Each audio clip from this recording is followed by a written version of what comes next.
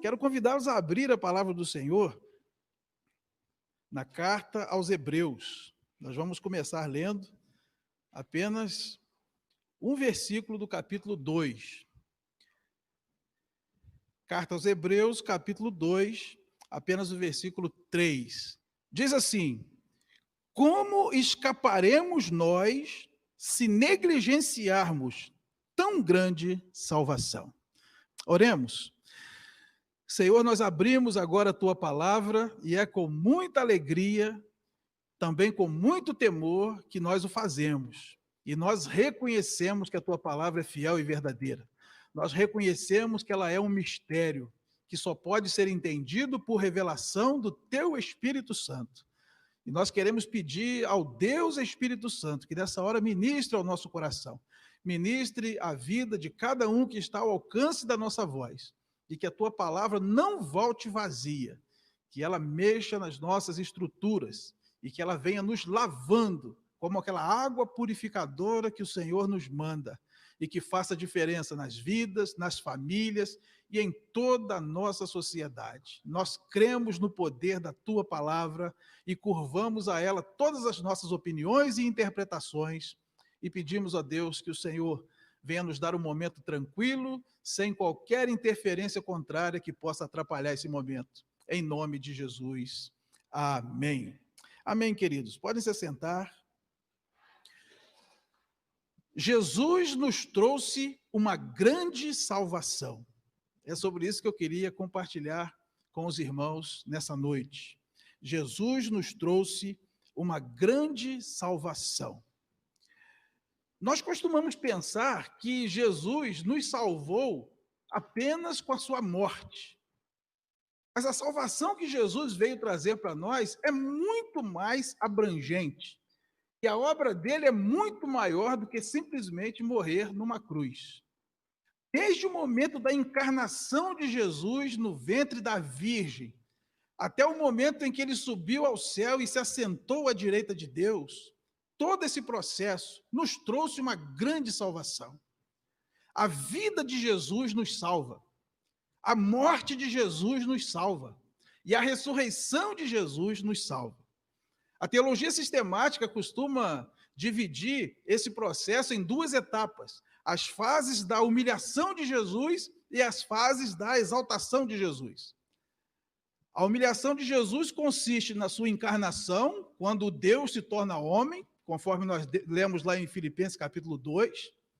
A sua vida limitada num corpo humano também é uma das fases da sua humilhação.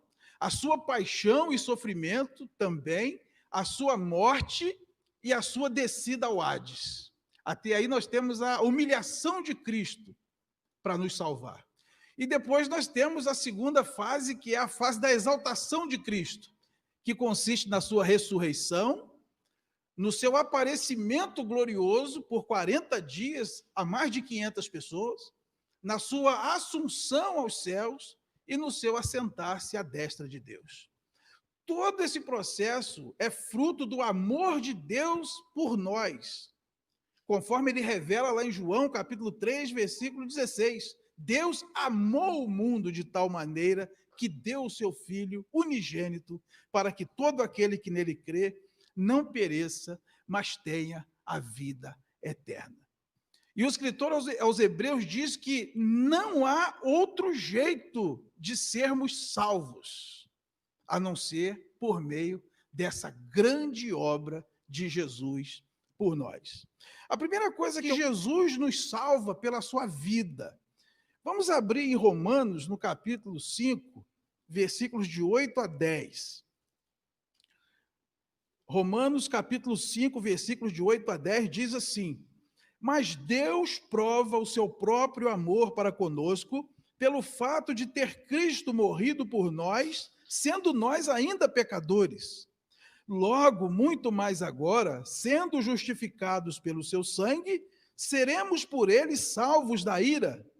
Porque se nós, quando inimigos, fomos reconciliados com Deus mediante a morte do seu Filho, muito mais estando já reconciliados, seremos salvos pela sua vida. A vida de Jesus nos salva.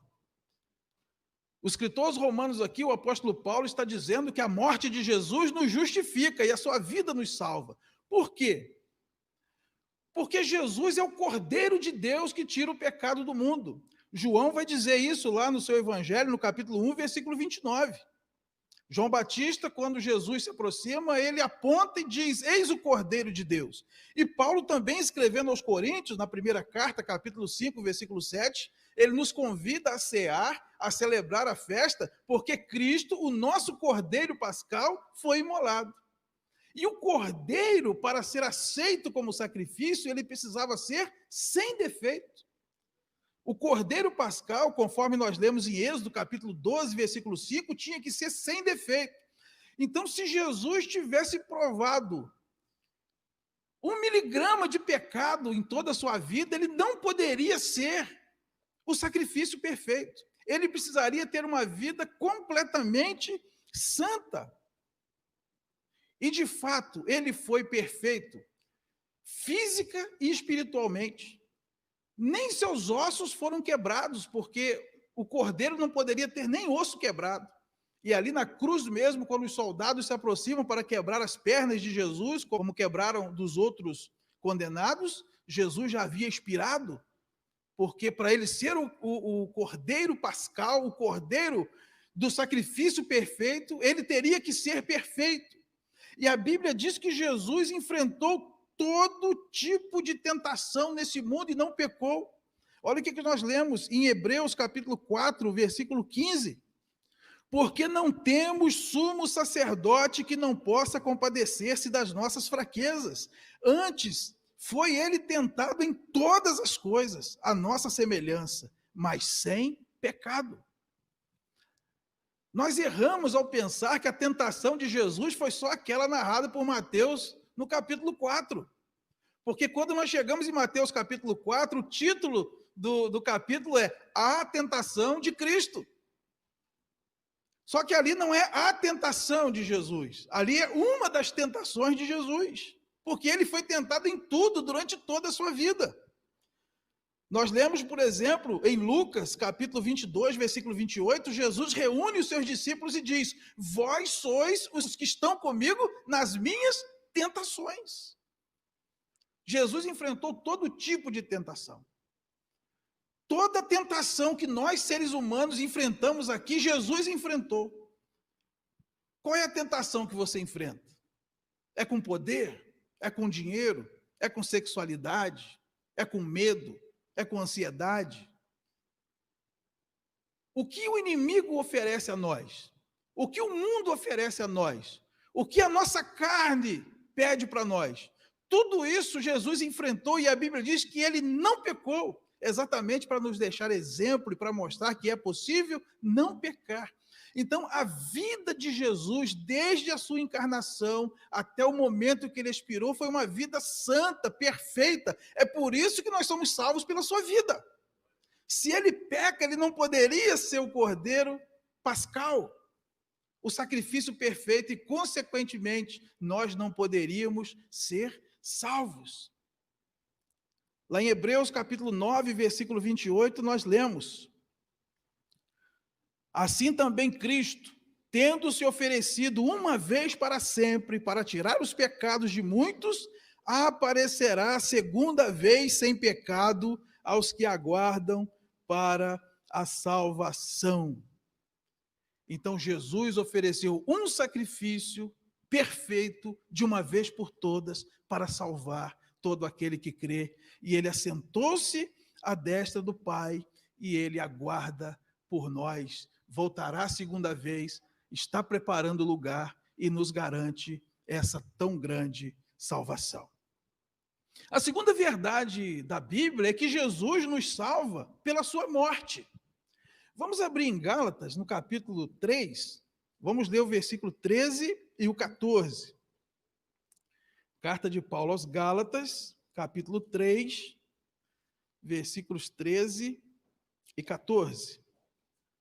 Está escrito: Cristo nos resgatou da maldição da lei, fazendo-se ele próprio maldição em nosso lugar, porque está escrito: maldito todo aquele que for pendurado em madeiro, para que a bênção de Abraão chegasse aos gentios em Jesus Cristo, a fim de que recebêssemos pela fé o Espírito prometido.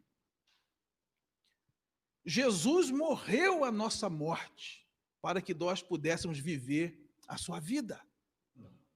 Nós estávamos lá no Éden representados por Adão e Eva. Deus disse: no dia em que pecar, certamente morrerás. Isso está lá em Gênesis capítulo 3, versículo 3.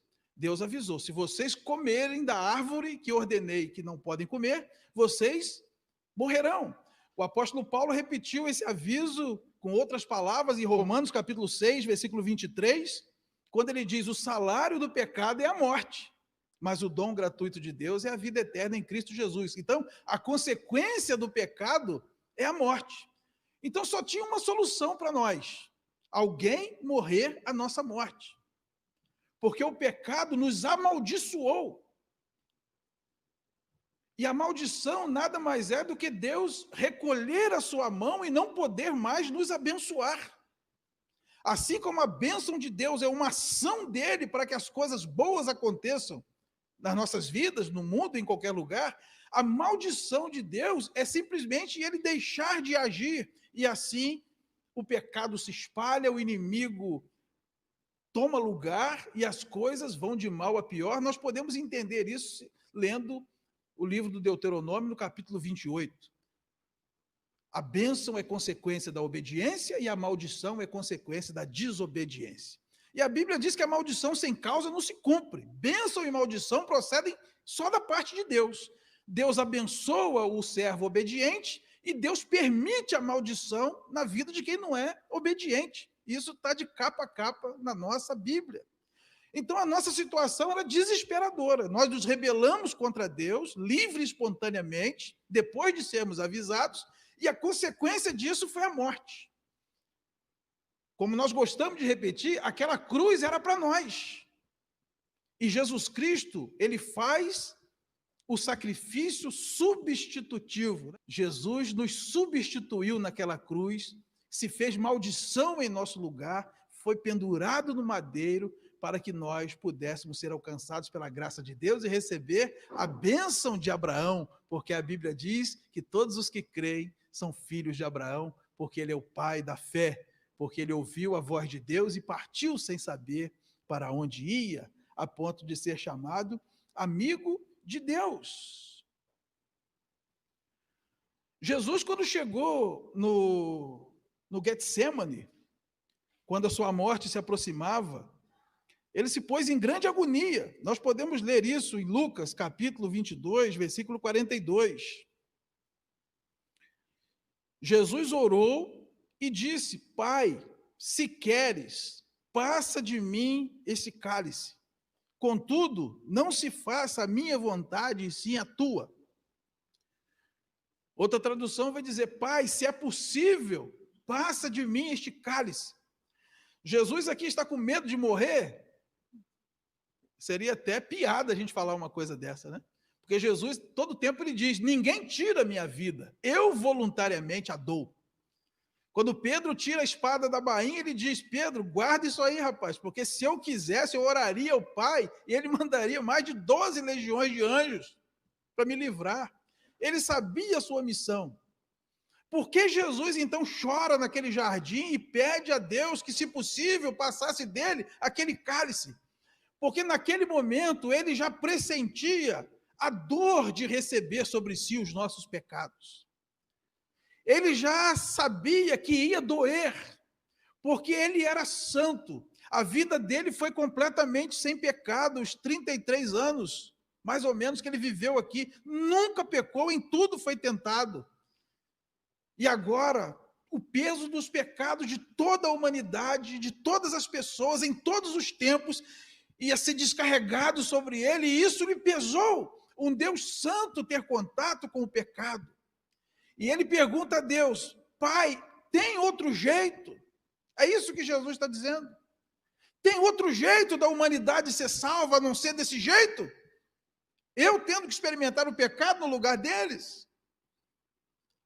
E o pai responde com seu silêncio: não tem outro jeito. E nós lemos na nossa Bíblia, conforme lemos em Atos capítulo 4, versículo 12, não há salvação em nenhum outro. Não há nenhum outro nome dado entre os homens pelo qual importa que sejamos salvos. Timóteo vai escrever na sua carta, na primeira carta, capítulo 1, versículo 5, há um só mediador entre Deus e os homens, e é Jesus. Jesus, então, vai para a cruz, recebendo sobre si os nossos pecados. E naquele momento, o Deus Santo precisa se afastar dele. E ele grita.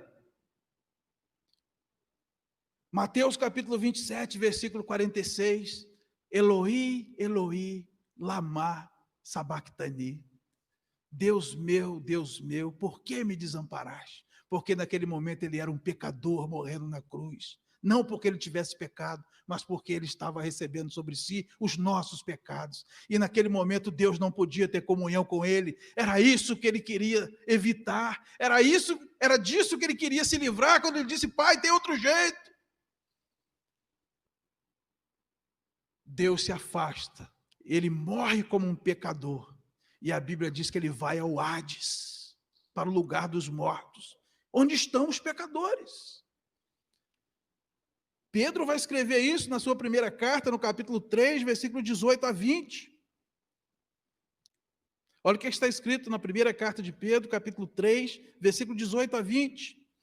Pois também Cristo morreu uma única vez pelos pecados, o justo pelos injustos, para conduzir-vos a Deus, morto sim na carne, mas vivificado no Espírito, no qual também foi, e pregou aos espíritos em prisão, os quais, noutro tempo, foram desobedientes, quando a longanimidade de Deus aguardava nos dias de Noé, enquanto se preparava a arca, na qual poucos, a saber, 8 pessoas, foram salvos através da água. Jesus vai ao inferno, que é um lugar de prisão dos espíritos rebeldes, daqueles que não se arrependeram de seus pecados, desde Adão. E Jesus se manifesta àqueles espíritos perdidos. Só que a Bíblia diz que não era possível a morte detê-lo. Lá em Atos capítulo 2, versículos 22 a 24, está escrito: varões israelitas, atendei a estas palavras. Jesus o Nazareno, varão aprovado por Deus diante de vós com milagres, prodígios e sinais, os quais o próprio Deus realizou por intermédio dele entre vós, como vós mesmos sabeis. Sendo este entregue pelo determinado desígnio e presciência de Deus, vós o matastes, crucificando-o por mãos de iníquos, ao qual, porém, Deus ressuscitou, rompendo os grilhões da morte, porquanto não era possível fosse ele retido por ela. Irmãos, a Bíblia não diz que Jesus ressuscitou. A Bíblia diz que Deus o ressuscitou. Jesus se fez homem, e como homem, ele foi 100% homem. Quando ele morreu, ele morreu. Quando ele desceu ao Hades, ele desceu ao Hades. E ele foi tirado de lá pelas potentes mãos de Deus, porque não era possível, pela vida que ele viveu, ele estar naquele lugar. E Deus, então, o ressuscita. E essa é a terceira e última coisa que eu quero compartilhar com a igreja nessa noite. Nós somos salvos também pela ressurreição de Cristo. Jesus nos salva pela sua ressurreição. Olha o que está escrito em 1 Coríntios, capítulo 15, versículos 17 a 22. E se Cristo não ressuscitou, é vã a vossa fé e ainda permaneceis nos vossos pecados. E ainda mais, os que dormiram em Cristo pereceram. Se a nossa esperança em Cristo se limita apenas a esta vida, somos os mais infelizes de todos os homens. Mas, de fato, Cristo ressuscitou dentre os mortos, sendo ele as primícias dos que dormem. Visto que a morte veio por um homem, também por um homem veio a ressurreição dos mortos. Porque assim como em Adão todos morrem, assim também todos serão vivificados em Cristo. A Bíblia diz que Jesus é as primícias dos que dormem. Ou seja, ele é o primeiro que morreu fisicamente e ressuscitou em glória. Hoje no céu não tem nenhum ser humano. O único homem no céu é aquele que tem as duas mãos furadas, os pés furados e o lado furado, que Tomé viu e pediu para ver depois da sua glorificação. As almas dos justos estão na presença de Deus, mas eles aguardam a ressurreição do corpo, que acontecerá no dia do arrebatamento. Só Jesus ressuscitou em glória. Lázaro ressuscitou e morreu de novo. O filho da viúva ressuscitou e morreu de novo. Todos os que ressuscitaram na Bíblia morreram de novo. E o corpo deles está no pó. Só Jesus ressuscitou em glória. O túmulo ficou vazio. E a Bíblia diz que ele é a primícia, ele é o primeiro. Ele é a garantia de que nós também ressuscitaremos. Nós um dia também desceremos à região dos mortos, mas a vida que nós temos em Cristo não permitirá que os grilhões da morte nos retenha lá. A nossa alma estará na presença de Deus. E quando tocar a última trombeta, a Bíblia diz que os mortos em Cristo ressuscitarão primeiro e os vivos serão transformados. A ressurreição de Cristo nos garante isso. E a ressurreição de Cristo, irmãos, é um pilar do cristianismo. Porque Paulo diz, se Cristo não ressuscitou, pode todo mundo fechar a Bíblia e ir embora para casa. É vã a vossa fé, é vã a vossa pregação. O Evangelho é a única mensagem de vida eterna. O Evangelho é a única mensagem que diz, a morte está vencida. Pode ir ao túmulo de todos os líderes religiosos que existem, vai estar escrito lá na lápide, aqui jaz o nome dele. Mas se você for a Jerusalém, o túmulo está vazio, porque Jesus ressuscitou. E ele agora está sentado à destra do Pai, intercedendo por nós. Ele completou a sua obra e nos trouxe uma tão grande salvação. A morte não podia detê-lo.